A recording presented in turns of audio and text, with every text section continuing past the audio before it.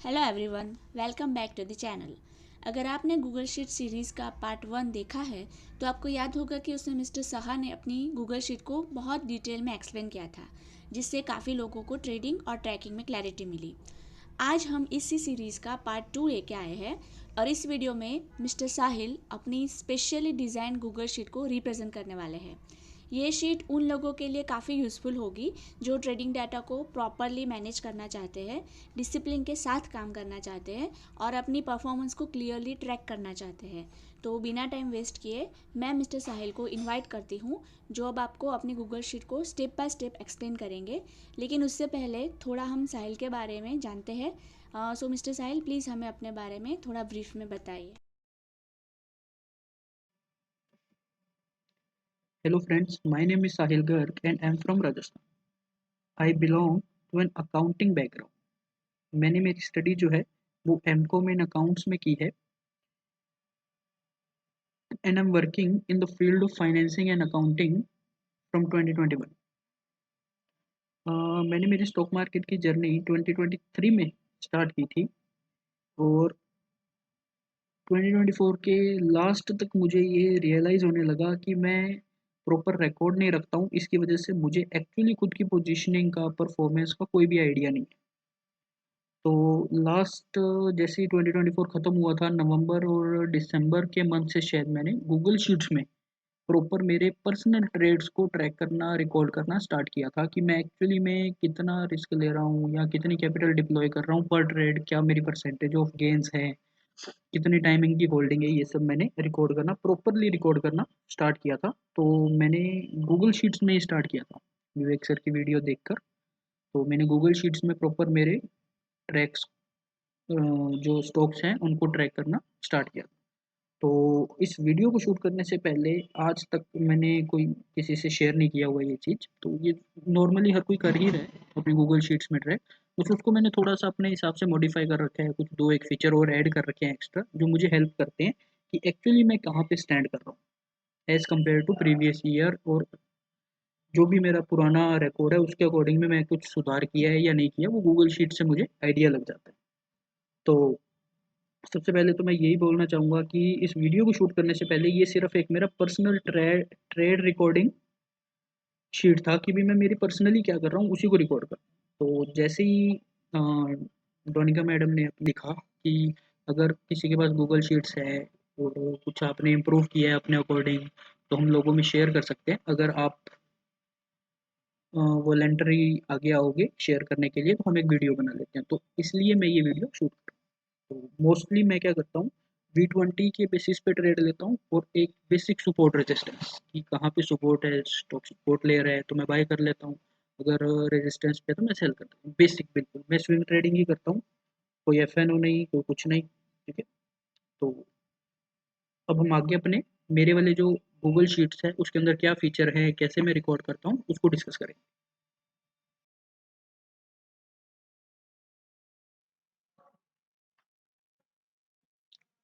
So let me open my Google Sheet, guys, and then we can start discussion about my sheet.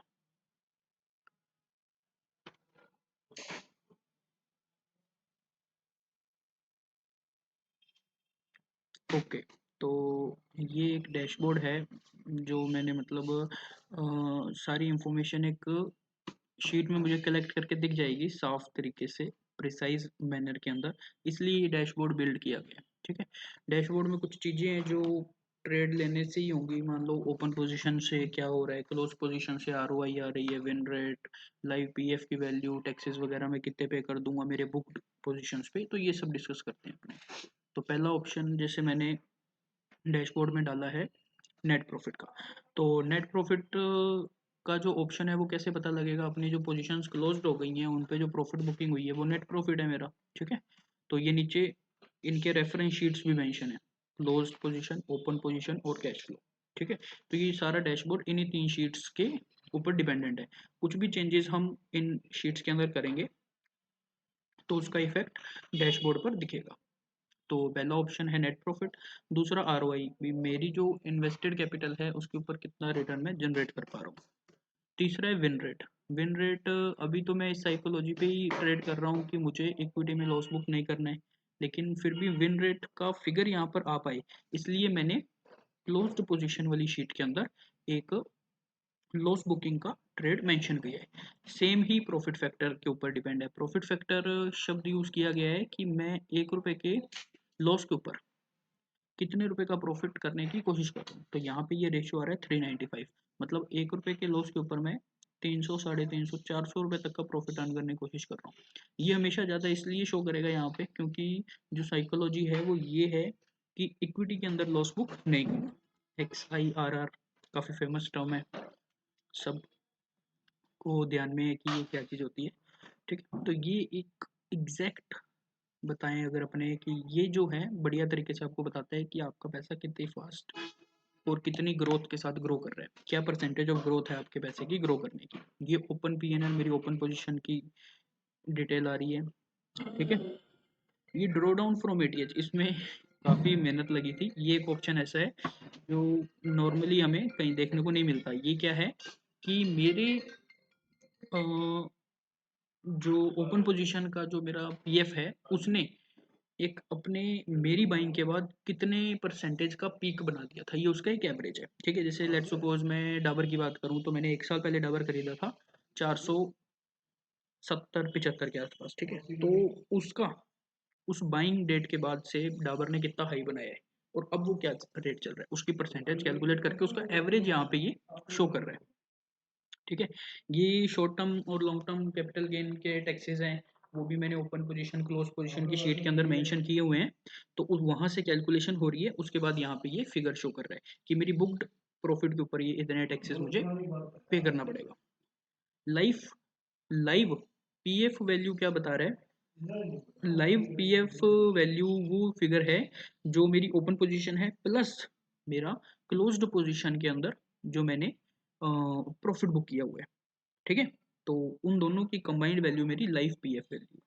और CAGR भी एक अच्छा खासा word है जो हर जगह यूज होता है। तो ये CAGR वहां पे काम नहीं करता जहाँ पे मैं पैसा विड्रॉ भी कर रहा हूँ, ऐड भी कर रहा हूँ और अलग अलग। ये होता है वन टाइम इन्वेस्टमेंट के बाद आपने लमसम इन्वेस्टमेंट करी और उसके बाद आप 10 साल 12 साल बाद उसको देख रहे हो कि वो कितनी ग्रो होगी, वहां पे CAGR जो होता है ज़्यादा प्रेफरेबल माना जाता है। ये हाई इसलिए आ रहा है क्योंकि ये मेरी इनिशियल इन्वेस्टमेंट को ही कैलकुलेट करके परसेंटेज कैलकुलेट करके मुझे बता रहा है कि मैंने जब स्टार्टिंग इन्वेस्टमेंट ऐड की थी उसके बाद जो मैंने फर्दर पैसा ऐड किया, जो मैंने निकाल लिया, उनकी कैलकुलेशन ये नहीं कर रहा। उनकी कैलकुलेशन कौन कर रहा है, ये।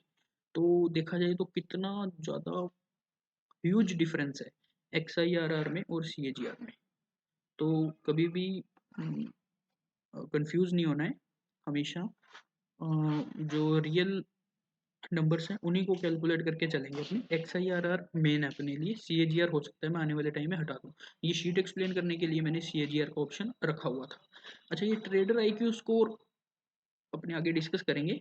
ये कुछ ऐसा खास नहीं है, ये बस थोड़ा इधर उधर रिसर्च करते वक्त मुझे पता लगा तो मैंने यहाँ पे डाल दिया ये।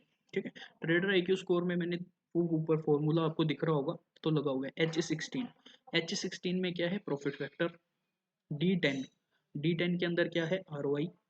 एंड देन उसके बाद अपन क्या ले रहे हैं, H10 के अंदर क्या है, CAGR। तो CAGR, प्रॉफिट फैक्टर और ROI को कंक्लूड करने के बाद ये ट्रेडर IQ स्कोर निकलता है। अब इसकी सेइंग ये है कि ट्रेडर IQ स्कोर जो है वो एक सर्टेन अमाउंट से ऊपर है तो वो बढ़िया माना जाता है। शायद वो 40-50 के अराउंड है, 40 से ऊपर है तो आप बढ़िया हो, और 20 to 40 के बीच में हो तो आप एक एवरेज और मिड ट्रेडर हो, और अगर 10 से कम है तो आप पुअर ट्रेडर। ऐसा करके कुछ था कंसेप्ट तो मैंने उसको ऐड किया है सिर्फ। इसको भी अपने ज़्यादा इतना फोकस नहीं करेंगे। मेन अपने लिए क्या है, ROI, नेट प्रॉफिट, ठीक है, विन रेट और XIRR। सबसे मेन तो XIRR ही है, इसी पे फोकस रखें। ठीक है, तो अब अपने आगे शीट को डिस्कस करते हैं कि आगे ये जो सेमी कॉलम्स हैं इनमें क्या क्या डिटेल्स फिल करनी पड़ती है और कैसे ये शीट वर्क करती है।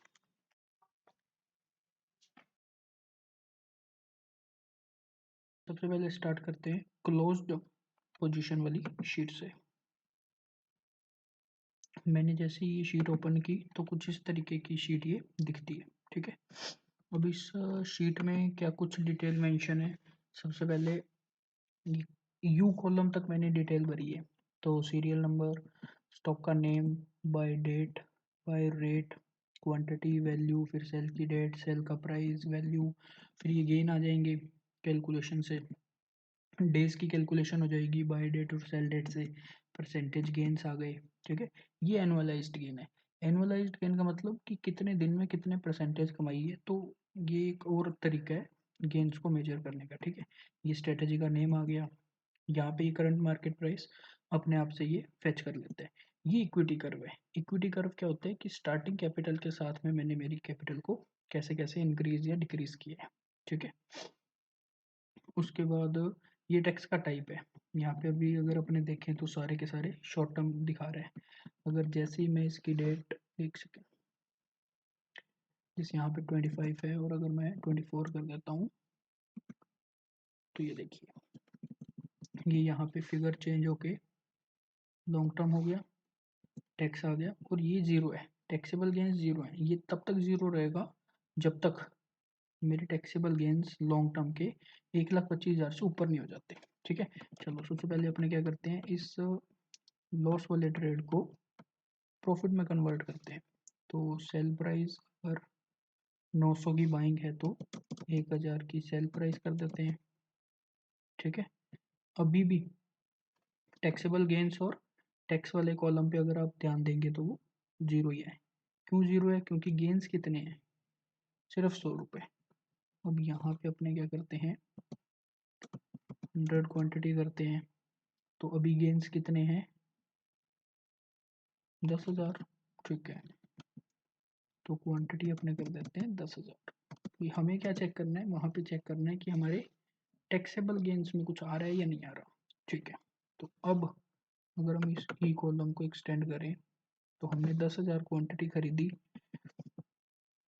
ठीक है, और ये हमारा गेन आ गया 10 लाख रुपए।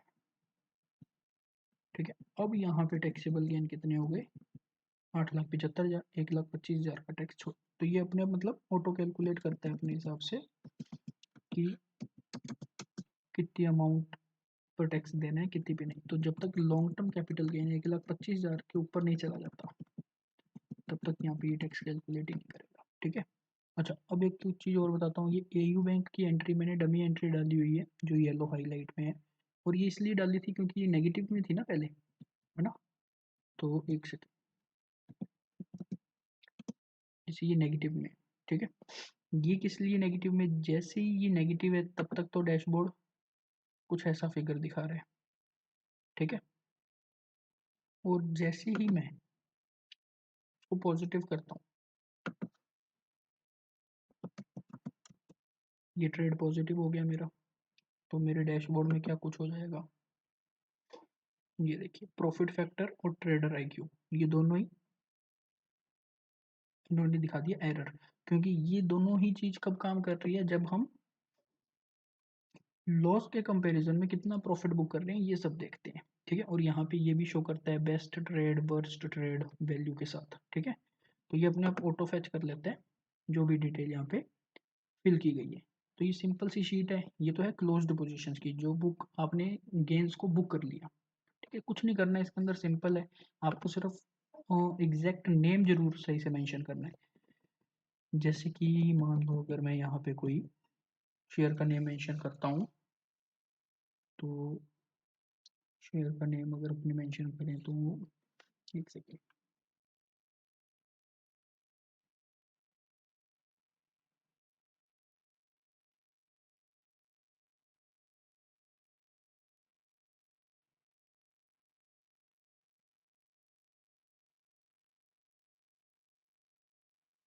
ठीक है, सॉरी, अगर मैं यहाँ पे शेयर का नेम मेंशन करता हूँ तो ये अपने आप ऑटो डिटेल उठाएगा। चलो चेक करते हैं, एक सेकेंड, ITNC। ठीक है, यहाँ पे आपने डेट अपने अकॉर्डिंग डाल देनी है, बाय रेट वगैरह सब आ जाएगा। अपनों को मेन क्या चेक करना है कि क्या ये वर्क कर रहा है, तो CMP चेक करना है। ठीक है, 350 ये उठा दिया। बाकी से डिटेल क्या है, आपकी खुद की मैनुअल पोस्टिंग करने वाली है कि भी आपने कब खरीदा, किस रेट में खरीदा, कितनी क्वांटिटी खरीदी। ठीक है, जैसे ये देखो, अगर आप देखोगे तो मोस्टली मेरी बाइंग 30,000 के मल्टीपल में हो रही है, ठीक है। तो ये जिस हिसाब से आप बाई सेल करोगे, यहाँ पे आप अपनी फिगर वगैरह भर लेना, और उसके बाद ये शीट आपकी रेडी है, ठीक है। उसके बाद अगर अपने आए तो नेक्स्ट शीट है मेरी ओपन पोजीशन की,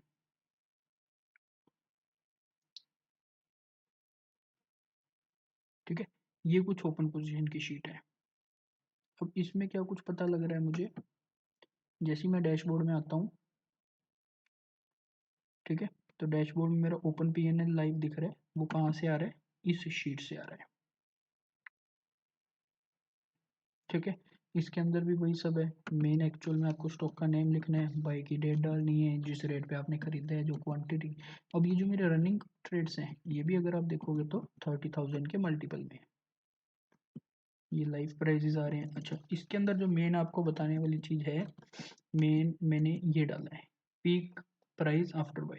भी मैंने 510 में इसको खरीदा था, ठीक है। तो उसके बाद ये 577 रुपये का हाई लगा के आ चुका है। तो ये मेरे पीक से कितना डाउन है, ऑलमोस्ट 9%। अब अगर यही बात मैं कोलपाल की करूं, ठीक है, तो ये मेरी बाइंग के बाद 17% का हाई लगाया था, फिर भी मैंने ट्रेड को बुक नहीं किया। तो ये मुझे बताता है कि कहाँ पे मैंने गलतियाँ की हैं, ठीक है।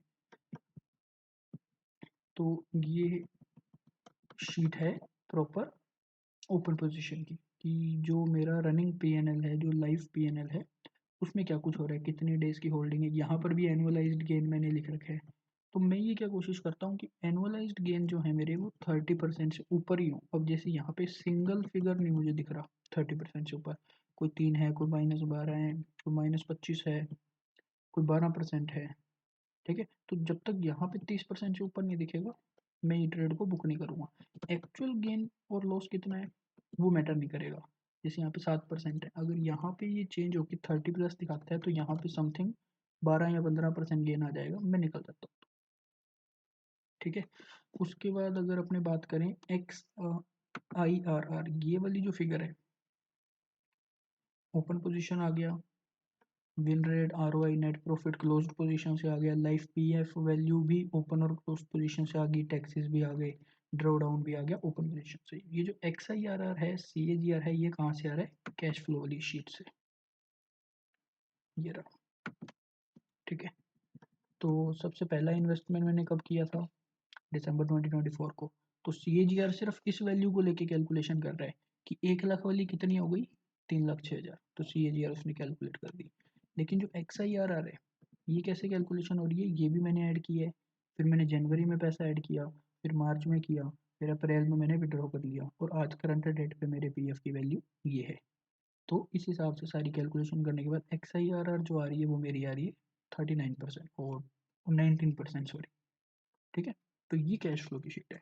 इसमें कुछ ऐसा रॉकेट साइंस नहीं है, नॉर्मल जर्नल की तरह मेंटेन करता हूँ मैं। बस मुझे इतना ध्यान में रहता है कि कहाँ पे मैं गलतियाँ कर रहा हूँ। जैसे ये ट्रेड है, तो ये वाली पोजीशन मैंने बुक नहीं की, तो मेरी गलती है, क्यों नहीं की मैंने, तो इससे मुझे थोड़ा आइडिया लगता रहता है।